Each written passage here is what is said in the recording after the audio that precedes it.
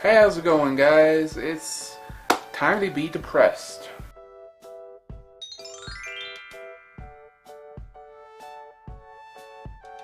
I'm just kidding, guys. I'm going to try and keep this as lighthearted as possible while still talking about a serious subject. A lot of the feelings I had, these are how I felt towards the beginning of my health story. I've learned to accept, that it's a part of my life now. And while it's still a little depressing, it's not the be-all, end-all of my world. It doesn't define who I am as a person. It's just a part of me. But as you can tell from this is a second episode of Storytime with your host, Anthony Avina, your friendly neighborhood author. And I'm going to tell you guys about my health story. I'm not going to get into every single disease I have. I'm just going to tell you the beginning. I'm going to tell you how I learned I was sick. I was 16 years old. I was a sophomore in high school.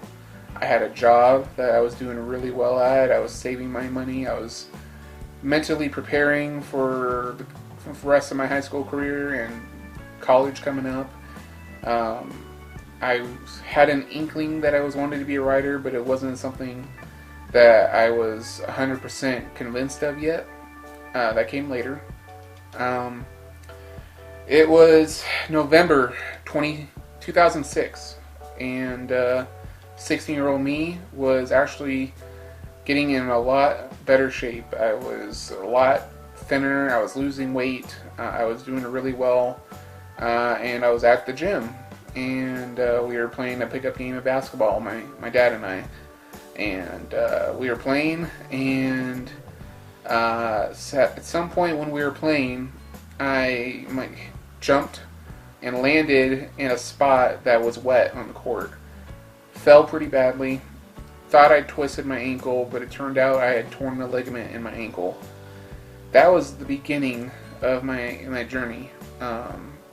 The first thing, I had to get injured before I really got sick. I spent the next year going through a lot, trying to have surgeries, and the first surgery just not taking. I had to have a second surgery. I was taken out of school because of it. Because I couldn't do anything, I started putting on more weight. I couldn't even get to my bedroom because my bedroom was on the second floor, and I was sleeping in the living room pretty much because I couldn't really move at all. I was in a cast and then a walking boot and had crutches and then one crutch and then a cane. It was a lot, and my ankles never really healed correctly. I still walk with a cane. It's gotten better than it was years ago when I was 16, but it's been 10 years since that happened. I think that's why this is a good time for this video too, because it's been 10 years almost since that happened. So anyways, the injury happened. I was still dealing with it, and at a really low point in my life mentally. We went on vacation to the beach, and we stayed for a week at a beach house with some friends from California who were visiting. And we got back, and I was planning on trying to go back to school. And for my junior year, the rest of sophomore year, I had to do homeschooling. So excited to go back for junior year. And then the first day we got back from the beach, I went to bed, and then I woke up having a hard time breathing, and my whole face was just swollen up like this big. My lips were swollen. My parents were freaking out. I had to go to the emergency room. They gave me something to bring the swelling down. That was the beginning stages of me getting sick. To this day, I have no idea how these hives and how these allergic reaction kind of stuff happened. I was tested for Lyme disease. I was tested for a lot of things. There's a scary point in the beginning months of my health journey that the doctors might have thought I had cancer, and I had to go to a specialist in Durham, North Carolina, and get tested. And it was a scary weekend. I didn't even realize that this was a possibility until my parents, sat down and told me that the doctor had called them. It was a scary weekend. Thankfully, came out on the other side okay. I was not given an official diagnosis until I was 19. At that point, I'd been dealing with my injury and health issues for a couple years. I went back for a few months to high school for junior year, and ended up having to come back home, finish that year at home. I tried to go to another school that my sister had started high school at for my senior year. Had to drop out too because my health got even worse when I was 18. Aches everywhere, sharp pains that had not been diagnosed. I was getting sharp pains everywhere. I had to graduate at home. I never went to prom. I never went to graduation. It was when I was 19 years old. I was taking online courses of college.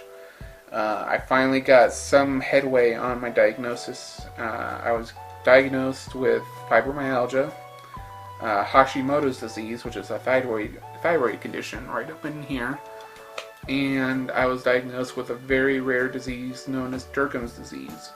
Derkham's disease is where these fatty benign tissues, they're not cancerous, but they're tumors, and they attach themselves to your nerves in your body, and your nerves are everywhere in your body. So these things can crop up and attach themselves to you anywhere. The reason why I was diagnosed was because my mother was diagnosed, and it turns out that a few of the diseases I have are genetic. They were passed down to her from someone in her family, and then they were passed down to me, and that my family's got a history of this illness now. That's how I was diagnosed. That's what I live with now. I've had other diseases come up since then, and there's the whole depression side of it, the mental state that comes with being diagnosed with all these illnesses. But I just wanted to share the initial story of how I got diagnosed. That's how I found myself in the living situation that I have now. I've gotten questions from ignorant people saying, why aren't you out there, working like everyone else, and you're still living at home? The reality is, first of all, a lot of people still live at home. It's not, that unheard of anymore. But second of all, this wasn't really my choice. I can't, no matter how hard I work to, lose weight and, be healthier, these diseases are always going to be a part of me. And these diseases have forced me when I was in high school to stop going after my driver's license. I don't have a license. I can't go out and get a regular 9-to-5 job, even flipping burgers or standing at a cashier's check stand or what have you. I was working at a grocery store, and I was doing really well on a path to saving money, and that ended when my health started deteriorating. So that, though, as hard as it is to be in this living situation and have all these health problems, there's another side to it. When I was diagnosed and sick and had to stay home, I was working on school from home, I turned to books. I turned to reading, and from reading, I turned to writing. When I was sick, that's when I really dedicated myself more to kind of figuring out whether I wanted to be a writer. And when I was sick, I wrote my first story, Death for Sale, which is now a book on Amazon, and you guys can still find it today. It was one of the first books I wrote. It was not the first book I published, but it was one of the first books I wrote. And I'm in such a euphoric state. I was so elated to have written this book that, I continued writing. I wrote short stories, and once I had my own computer and was 20 years old, started getting on the internet more, I published my first story, I Was a Teenage Killer, which is my best-selling book to date, and that can still be found on iTunes or Amazon.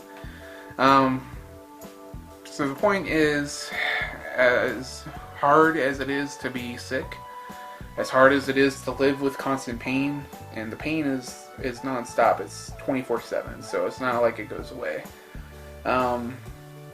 As difficult as it is, and as much as I want it gone, I've come to the realization that it's not going to be gone. It's going to be a part of me, and it gave me the opportunity to explore what I wanted to do with my life earlier than most people do. So I knew from a younger age that I was meant to be a writer. I knew that I loved journalism, writing reviews, I loved entertainment, and I loved entertaining people, and I loved writing books that entertain people and stories that entertain people. And that's why I've worked so hard to be this writer, because I don't want my illness to be the only thing that defines me. I want people to look at me and not say, oh, there goes the sick guy, there goes the guy with all the diseases. I want people to see my face and go, there's Anthony Avina, there's the writer. I read his book, that book was so amazing. You know, that I'm not looking for popularity when I say that. I want people to see me and feel happiness and joy, and that feeling that something I wrote, you know, helped them. Not just, you know, through a tough time, but just for a few minutes they were able to smile. They, you know, whether they laughed, they were scared, you know, they cried, they felt something because of my book. That's what I want. I want to touch people's hearts and their minds through my writing. So that is my health story, guys, and I hope you guys appreciated this. I know it felt good to talk about it. I don't always like to talk about it, but it felt nice to, you know, explore the origin story, I guess you could say, of author Anthony Avina. This was the secret origins of author Anthony Avina. Yeah, it's been a hell of a journey thus far. It's been a hell of a 10 years, but now I have a contract for a published book, which I'm so excited about. I'm writing constantly. Because of you guys, we're almost at 600 subscribers on YouTube. I never thought 10 years ago I would be comfortable enough to be filming videos on YouTube, let alone have this many people be interested in that. And then almost 500 people on Facebook like to hear what I say. I mean, this illness has been a curse and a blessing at the same time. And I guess what I'm saying is, you never know what life's going to throw at you. And for those of you guys who are sick too, sorry about that, guys. I had to cut a piece off because I got a phone call. What was I saying? Anyways, for those of you guys out there who are sick, who deal with diseases like mine, or maybe deal with stuff that's worse or not as bad, just know that we're all in this together. You know, don't compare yourself to others. You know, there is that saying, there's always someone who has it worse than you, but that doesn't take away from what you're going through either. So just know I'm here for you. You can always leave your comments down below telling me your stories, or if you have videos you want to make, and leave the links down below. I'll be happy to watch them and comment on them.